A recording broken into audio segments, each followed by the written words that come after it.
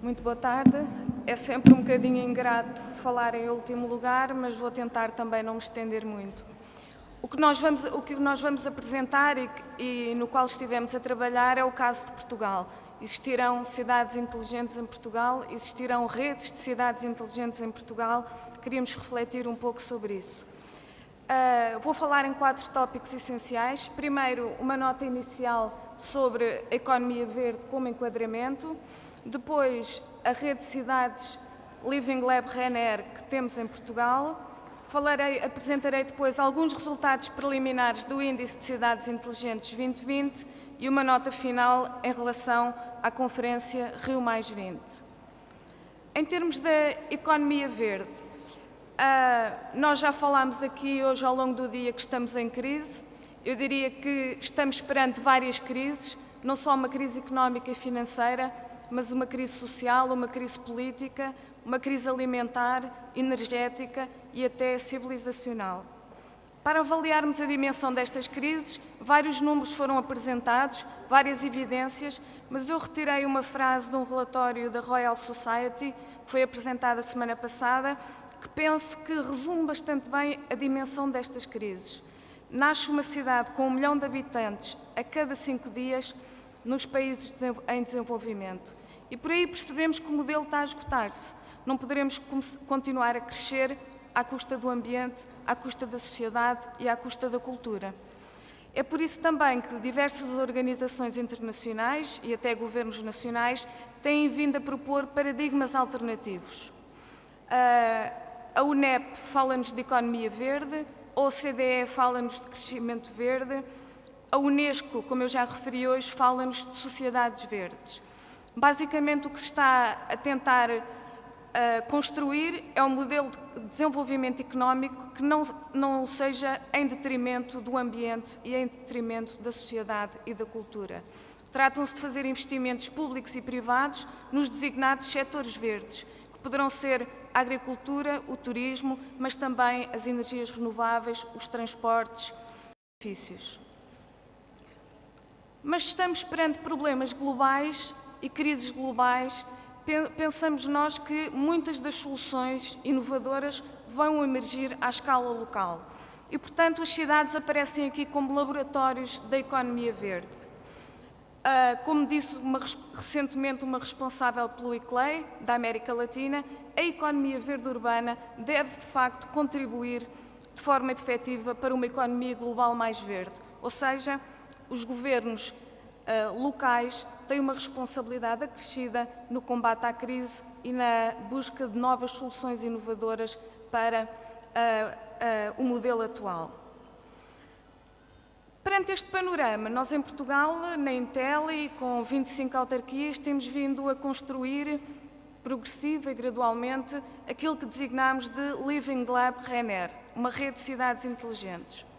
Eu diria que é um nome um pouco pretencioso, porque também, na minha opinião, não existirão cidades totalmente inteligentes no mundo e também aqui em Portugal o que existem é uma panóplia de projetos inteligentes, de boas práticas que podem ser observadas nas nossas cidades.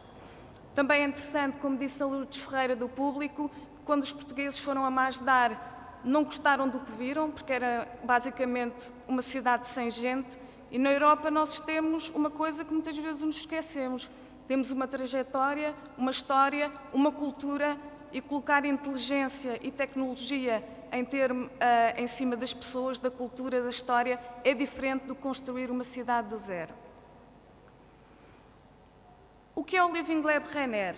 Basicamente é um laboratório vivo de 25 cidades nacionais que se articulam numa lógica de rede e que são cidades de pequena e média dimensão, digamos que são mesmo cidades de pequena dimensão em relação àquilo que estivemos a falar hoje. São cidades de norte a sul, do centro, do litoral ao interior e, portanto, que mostram aqui a diversidade e a heterogeneidade daquilo que é Portugal. Este Living Lab, como eu referi, nascido em 2009, faz parte da rede europeia de Living Labs. O que é um Living Lab e o que é o Living Lab Renner? Basicamente são espaços urbanos onde se podem desenvolver, testar, experimentar soluções urbanas inteligentes mas em contexto real, em contacto com os cidadãos. Falamos de inovação aberta e de co-criação entre a autarquia, as empresas, as universidades e com um papel muito ativo dos utilizadores. São também, e pretendemos que sejam aqui em Portugal, espaços de partilhas de boas práticas, espaços de partilhas de experiências que podem ser replicadas depois noutras cidades em Portugal e, por que não, no mundo. São também espaços onde se incubam soluções locais inovadoras que podem ser exportadas e internacionalizadas. E como vamos ver, também em Portugal temos casos bem-sucedidos de exportação e de internacionalização de tecnologia portuguesa. O projeto piloto que permitiu arrancar esta rede, já que foi referido pelo meu colega Luís Reis, foi o projeto da mobilidade elétrica, que nós consideramos como um projeto integrado de mobilidade que abarca não só a infraestrutura de carregamento, mas também toda a rede inteligente e os serviços que lhe estão associados. Apenas alguns números: em Portugal foram instalados diversos pontos de carregamento, temos atualmente 230 utilizadores regulares e cerca de 30 mil transações e serviços até à data. Talvez mais importante que os números é que esta infraestrutura nas cidades portuguesas, nas pequenas cidades portuguesas, tem servido como testbed internacional para os principais construtores. E falamos da Renault, da Nissan, da Mitsubishi, da Peugeot e de muitos mais. Mas não só destes números poderemos falar. E os efeitos multiplicadores para a economia e sociedade? Sim, porque esses também podemos quantificar. Em primeiro lugar, a incorporação nacional. Estamos a falar, de facto, de tecnologia e de modelos de negócio criados e concebidos em Portugal. 80% nos pontos de carregamento e 90% no sistema de gestão. Exportações. Também com base nesta tecnologia foram exportadas soluções portuguesas no valor de 20 milhões de euros até este ano e que se estimam mais 50 milhões de euros até 2015. Vão ser criados, pelo menos espera-se, um conjunto de novos negócios, de novos investimentos em investigação e desenvolvimento até 2020 e, obviamente, vão ser evitadas um conjunto considerável de emissões de dióxido de carbono. Ora, esta rede de cidade inteligente também nos permitiu fazer uma ligação com o mundo.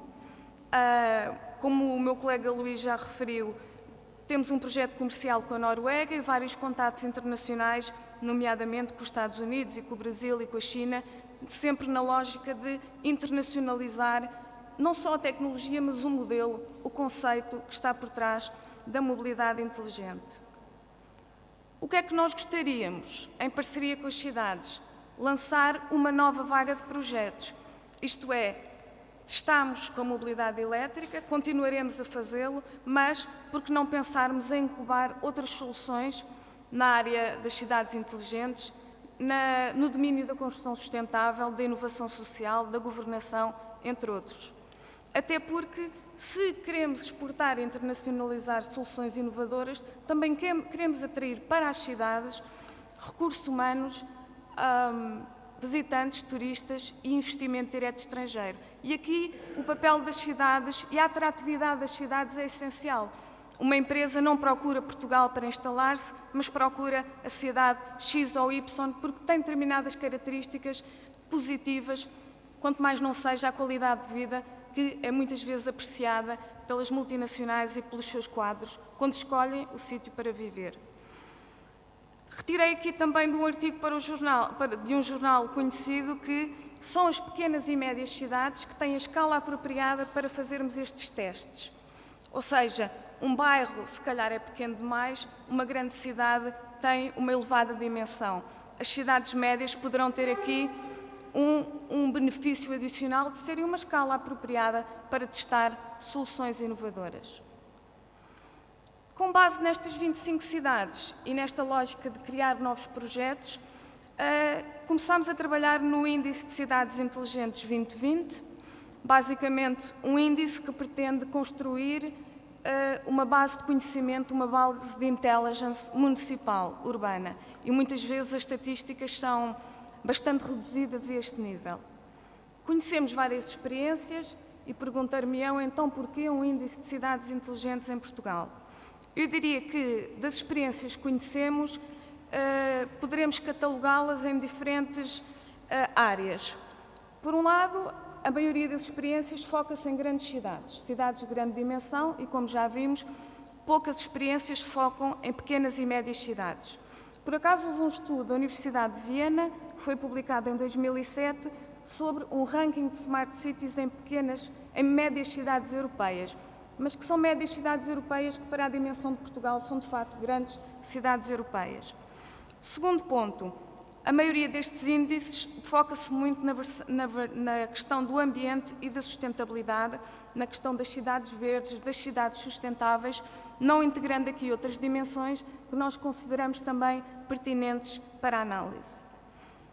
A terceira questão, muitos destes índices baseiam-se na dimensão tecnológica, portanto, nas tecnologias de informação e comunicação, deixando também de lado as componentes, nomeadamente as componentes social e humana da vida nas cidades. Por último, muitos destes estudos baseiam-se em indicadores tradicionais, retirados de outras fontes, nomeadamente baseados em fontes de informação secundária, e nós procuramos aqui, com o nosso índice, recolher informação primária e trabalhar em parceria com os municípios. Não há aqui uma lógica de relação fornecedor-cliente, há uma relação efetiva de parceria e queremos aprofundar com os municípios. O conceito que partimos já foi aqui bastante referido, não me vou alongar, mas reforçar de facto, como dizem os autores que estão ali citados, que cidade inteligente não é só tecnologias de informação e comunicação e que cidade inteligente começa nas pessoas e no capital humano. Elaborámos um modelo e, como qualquer modelo, é uma simplificação da realidade. Baseámos-nos em 5 dimensões de análise para quantificar e qualificar as cidades da rede RENER, e são elas, como dimensões centrais, a inovação, numa vertente mais económica, a sustentabilidade e a inclusão social e cultural. Como dimensões transversais, temos a governação e a conectividade e a integração de infraestruturas e de sistemas. Dentro de no fundo, estas 5 dimensões de análise dividem-se em 21 fatores críticos ou subdimensões, que depois se dividem ainda numa série de cerca de 80 indicadores que nós tivemos a oportunidade de recolher e agradecemos desde já aos municípios que nos apoiaram neste trabalho.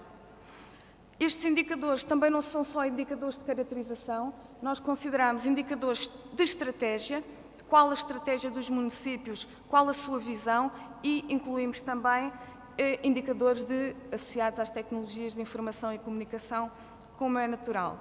Alguns exemplos. Na área da sustentabilidade, analisamos energia, água e resíduos, edifícios, mobilidade, ar e emissões, biodiversidade e ecologia. E tentámos integrar aqui indicadores relativamente inovadores. E talvez isso seja mais notório quando analisamos a dimensão de inclusão social e cultural, onde não analisamos apenas a coesão, mas também a diversidade cultural, a cultura dos cidadãos e das comunidades, o empreendedorismo e a inovação social e também a inclusão digital. Por exemplo, ao nível da inovação social, vamos tentar perceber como é que as cidades olham e apoiam o empreendedorismo social, as incubadoras sociais, os projetos locais de inovação social e até os movimentos cívicos urbanos, quer sejam projetos de muito pequena dimensão, digamos que são projetos low cost, mas que podem atingir soluções de grande porte, quer sejam projetos digitais, quer sejam projetos não utilizando tecnologia.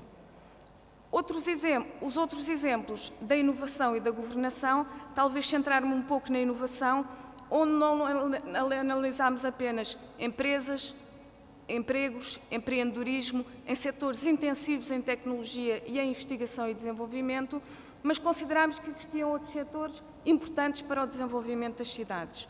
Por exemplo, a economia verde, a economia criativa e a economia social.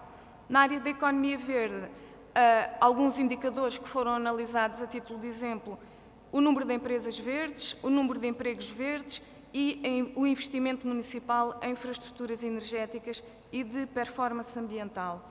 de revelar que, também ao nível das indústrias culturais e criativas, temos assistido a um peso crescente das mesmas, quer no PIB, quer no emprego, a nível europeu e também em Portugal.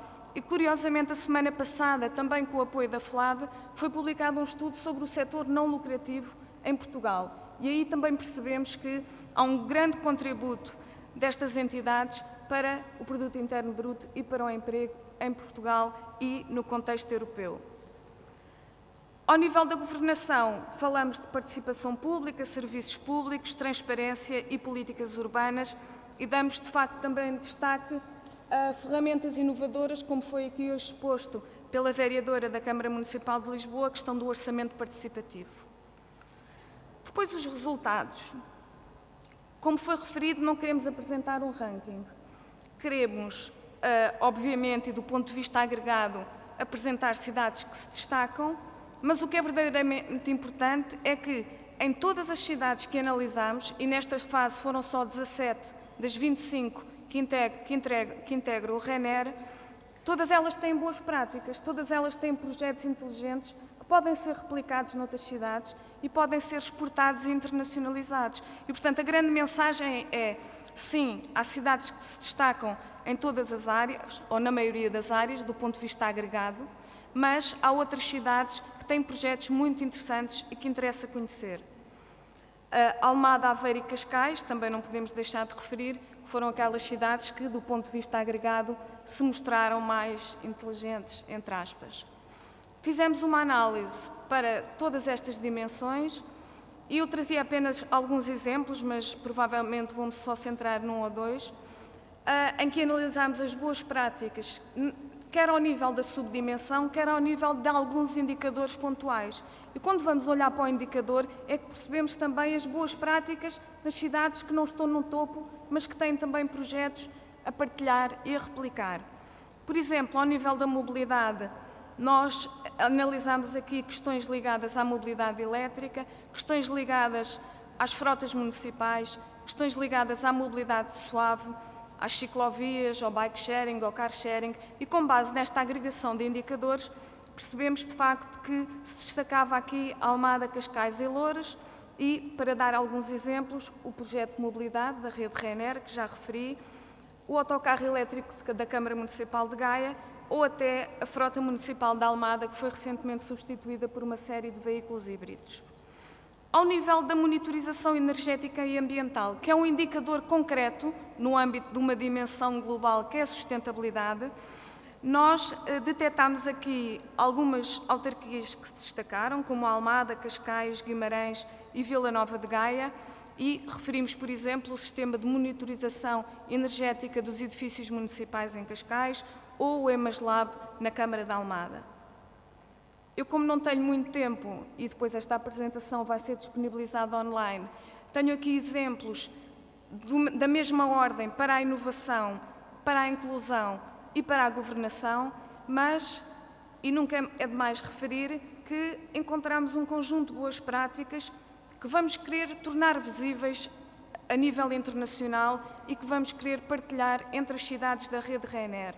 O projeto InnoveCity em Évora, que já foi visitado por diversas delegações internacionais, que vieram ver tecnologia portuguesa, que vieram ver uma cidade portuguesa de pequena dimensão, o Fab Lab de Coimbra, a rede Algarve Central, que pensamos que é um exemplo excelente de cooperação intermunicipal, e muitos outros exemplos poderiam ser referidos, estamos a compilá-los com a ajuda das autarquias. O que é que vamos fazer a partir de agora? Basicamente, isto é um trabalho ongoing, que se vai perpetuar. Vamos pretender lançar este índice de X em X anos. Para isso, vamos aperfeiçoar continuamente a metodologia, vamos angariar mais parceiros. Para já contamos com a colaboração da Siemens, da Caixa Geral de Depósitos e temos também já uma parceria com a Agência da Modernização Administrativa. Queremos, obviamente, e com alguma ambição, estender a todos os municípios portugueses este estudo e até porque foi o desafio de alguns dos municípios aplicá-lo a outras escalas espaciais. Porque não aplicar o índice às redes urbanas para a competitividade e inovação? Foi-nos dito, por exemplo, em Braga. Porque não aplicar à rede do quadrilátero? Por que não aplicar às comunidades intermunicipais? Portanto, será interessante também perceber como, numa lógica de cooperação, os resultados se conseguem e as boas práticas emergem. E depois, por que não internacionalizar o modelo, já numa perspectiva também bastante ambiciosa? Em setembro, estes resultados vão estar disponíveis. Vamos apresentar formalmente às autarquias o relatório integrado, com informação que é pública, obviamente, e 25 relatórios municipais, com informação confidencial, para que depois possamos discutir boas práticas, para elaborarmos um guia de boas práticas e também detectar projetos que possamos desenvolver em colaboração. Como nota final, apenas 2 frases e um apelo. Tudo o que dissemos em relação ao índice de cidades inteligentes, a nível micro, aplica-se a nível macro.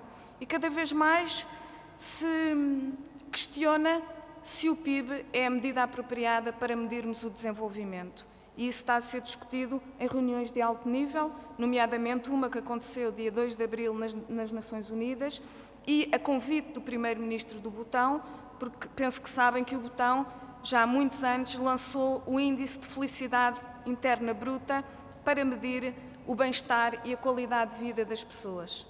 E diz-nos precisamente o Primeiro-Ministro do Butão que o objetivo do desenvolvimento é que as políticas públicas criem, de facto, condições favoráveis para atingirmos o objetivo último dos cidadãos, que, no fundo, é a felicidade. E reforça-nos o Secretário-Geral da ONU, nessa mesma reunião, que gostaria de que um dos objetivos do Rio+20 fosse precisamente ir além do produto interno bruto e construir novos indicadores de felicidade e de bem-estar para as cidades, para os países e também para o mundo. Por falar em Rio+20, e como todos sabem, vamos ter a próxima Conferência das Nações Unidas para o Desenvolvimento Sustentável, no Rio de Janeiro, no dia entre 20 e 22 de junho, e o que nós gostaríamos também era de levar desta conferência, enquanto resultados, um position paper para entregar no debate do Rio+20, um position paper das cidades, da sociedade civil portuguesa, eventualmente no contexto da lusofonia, onde ganharemos uma maior força. Neste sentido, a Intel, em cooperação com os parceiros desta conferência, vai organizar uma recolha de contributos para o Rio+20, que decorrerá nos próximos dias. Existirão notícias no website da conferência e esperamos contar com o contributo de todos. Muito obrigada.